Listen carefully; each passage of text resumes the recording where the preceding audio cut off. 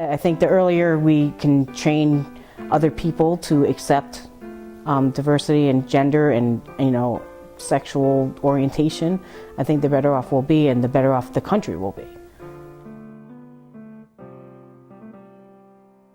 Cheryl Eberg, a Master Sergeant in the U.S. Army, served for over 20 years. She joined when she was only 18, hoping to escape the influences of drugs and alcohol that were laying hold on her community. Cheryl wanted something different for herself, for her life. In the fall of 2005, Cheryl deployed to Iraq. She was in charge of dangerous convoy missions and commanded more than 300 soldiers. One of only 2 females in a high-ranking position, Cheryl faced many issues, including gender discrimination. We were using bathrooms that were a flush toilet bathroom. And it was a trailer, and there was about 3 bathrooms in there. And on the door had a flip sign, male or female. And that seemed to be working pretty well, and then one morning we woke up and they were changed. They took the flip sign down, they marked everything male. So I, being the highest ranking female that was a non-commissioned officer, who was basically in charge of all the females, they came to me and they complained.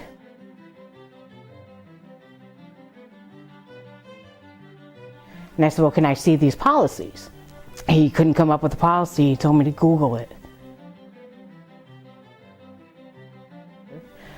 So I went to go talk to the commander myself, Colonel Adams, and he told me that this was his bathroom. He could do whatever he wants. He's a colonel. Who am I? I'm only an E8. About 3 weeks later, he was forced to put the bathroom back to male and female. And of course, from there, it just got worse.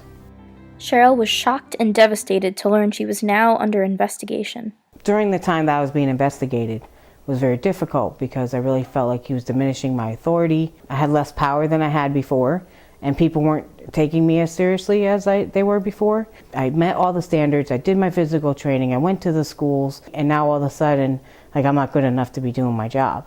The unfair treatment she received made a difficult time even more trying. She suffered symptoms of PTSD, her marriage dissolved, and she struggled with a gambling addiction.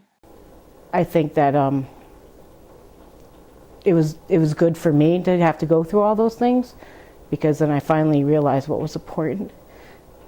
I'm sorry, and what I needed to do to move on with my life and really put this past me. Cheryl's family convinced her to seek help and take back control of her life, and Cheryl is committed to setting a strong, proud example for her children. It took me a while to regain my confidence in myself, but I was able to do that. Even though I had some major events happen in Iraq, it doesn't diminish how I feel about the military. I think the military is still very needed, and I think, I still have a very big sense of pride in the military. If my daughter wanted to enter the military, I wouldn't discourage her. I would actually encourage her, because I really feel like she should be able to do whatever she wants to do. I wouldn't want to stop her from something that she felt was important. And I think having that sense of pride in something helps you in the long run, because I was so proud of what I was doing. And I want her to always have a sense of pride in anything she does. The military and the United States, people in charge, need diversity. You need to have different ethnicities, you need to have different genders, you need to have different races. I really think everybody brings something different to the table and has ideas. Without those different types of ideas, we may not ever get to where we have to go. We may not ever accomplish a mission if we don't have other people's input.